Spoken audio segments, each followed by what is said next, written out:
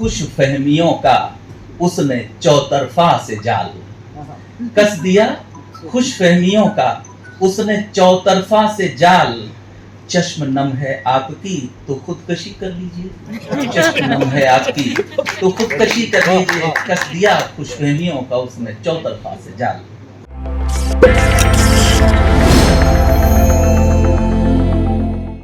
जानकारी के अनुसार राजधानी भोपाल में कवि ओम प्रकाश बबेले के कविता संग्रह कामना से कालहारा और बाल लेखिका रेवा बबेले के कहानी संग्रह बापू की डगर का विमोचन आज भोपाल के राज्य संग्रहालय में संपन्न हुआ।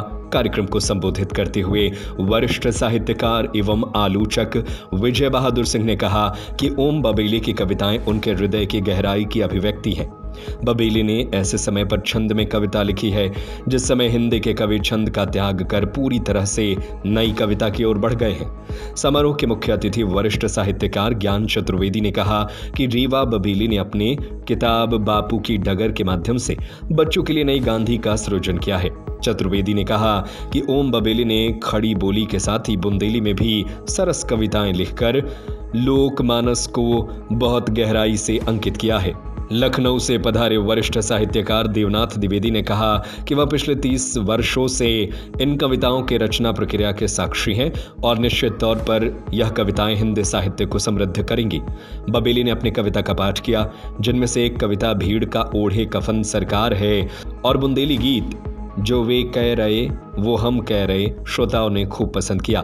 रेवा ने कहा कि उसकी उम्र अभी छोटी है और वह खुद को लेखक कहने की स्थिति में नहीं है, लेकिन उसकी एक ही इच्छा है कि महात्मा गांधी के बारे में जो भ्रांतियां बच्चों के बीच फैलाई जा रही हैं उन्हें समाज के विद्वान लोगों द्वारा दूर करना चाहिए। कार्यक्रम का संचालन कवि चित्रा सिंह ने किया। आपको बता दें कि झांसी जिले के मौरानीपुर नगर के लोगों के लिए यह गर्व का विषय है कि सभी लोग मौरानीपुर निवासी है जो छोटे से नगर से निकलकर बड़े शहरों में नाम रोशन कर रहे हैं।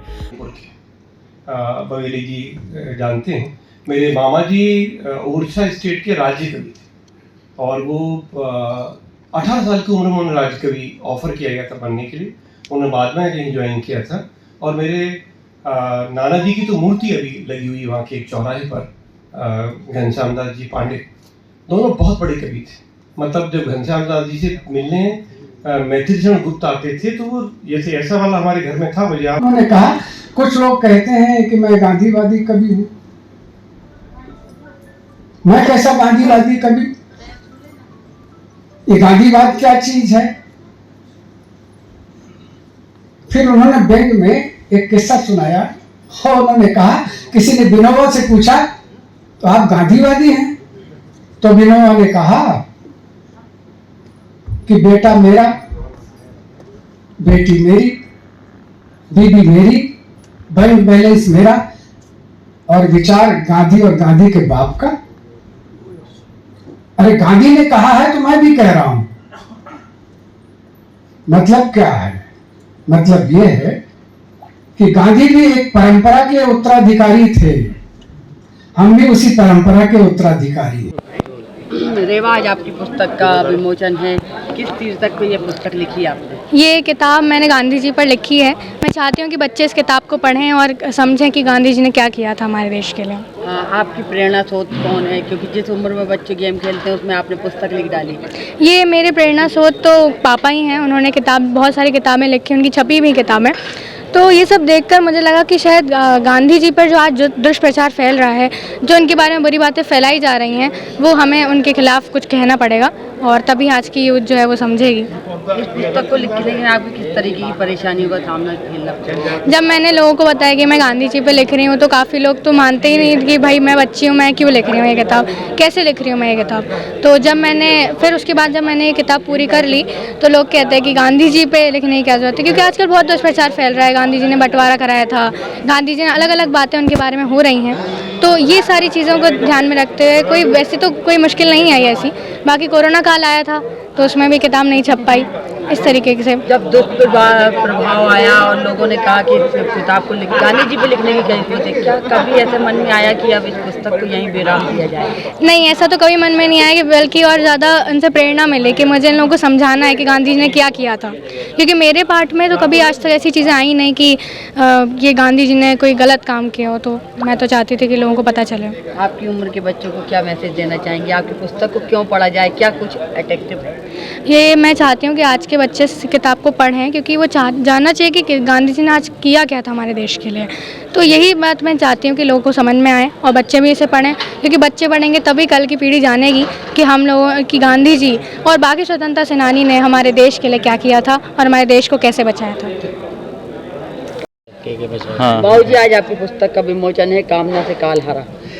जी, मुझे एक संतोष हो रहा है इस बात का कि ये कविताएं जो मेरे जीवन काल में मुझसे हो सकें। मैंने लिखा, मैं ये नहीं मानता कि मैंने लिखा, दरअसल ये मुझसे जो संभव हुआ अपने आप उपजी हुई रचनाएं हैं ये। और जो शीर्षक है इसका वो एक बड़े विराट भाव को व्यक्त करता है, जहाँ तक मेरी अपनी समझ है। क्योंकि मनुष्य की जो ज़िंदगी है उसमें कामनाएं ना हों, हसरतें ना हों, तो निश्चित रूप से बेमज़ा हो जाती है। बाकी काल का तो सभी ग्रास हैं, लेकिन उसकी कामनाओं के हिसाब से वो जब कुछ करता है तो वे उपलब्धियां उसकी बनी रहती हैं और लोगों के हाथ में पहुंचती हैं। कई बार तो हम जिन्हें हम आज हज़ारों साल बाद पढ़ रहे हैं, तो उनकी कोई कामना ही तो थी जो वो लोग को देना चाहते थे। तो वो जितने बड़े लोग हैं उतनी दूर तक लोक में और उतनी देर तक वो व्याप्ति रहती है। तो मैं तो एक छोटा सा मेरा प्रयत्न है, मुझे इसी को लेकर संतोष है। कोई दो लाइन जो आप हमेशा गुनगुनाते हैं इस पुस्तक की, जो आपको बहुत? जी, इस पुस्तक की एक लाइन है, एक गज़ल के एक शेर है, मतलई कहें उसको, जो है, हम अपने घर के ही द्वारे से लौट आए हैं, कोई दहलीज पे अपने लिए बैठा न मिला, कदम कदम पे यहाँ मिलते हैं हमदर्द बहुत, पर किसी आँख में मेरे दर्द का कतरा न मिला। झांसी से रवि परिहार की रिपोर्ट।